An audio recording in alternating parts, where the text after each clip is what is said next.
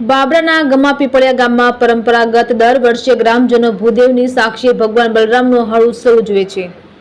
પવિત્ર શ્રાવણ માસમાં ભગવાન શ્રી કૃષ્ણના મોટા ભાઈ અને ખેડૂતોના ઈષ્ટદેવ બલરામ ભગવાનનું સાધન હળ છે અને તેની યાદગીરી અને આવતા વર્ષના વરસાદના વર્તારા માટે આ ઉત્સવ ઉજવાય છે।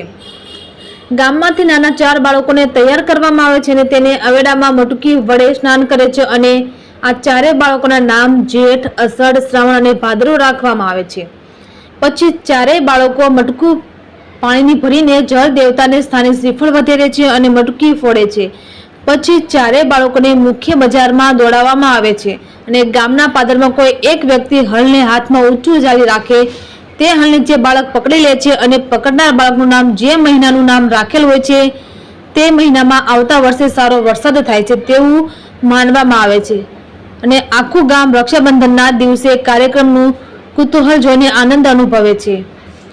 રિપોર્ટર ભાનુભાઈ પાનશેરિયા, ગમા પીપળિયા।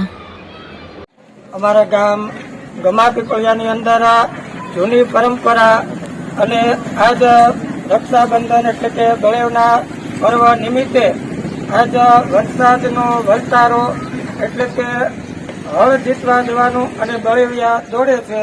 તેમાં આજ જેઠ, અષાઢ, શ્રાવણ અને ભાદરવો 4 નામ પાડી અને આજે છોકરાઓ હળ જીતવા માટે જાય છે। જળદેવકી માતાજીની પૂજા કરશે અને ત્યાર પછી સ્નાન કરી અને હળ જીતવા માટે જાય છે।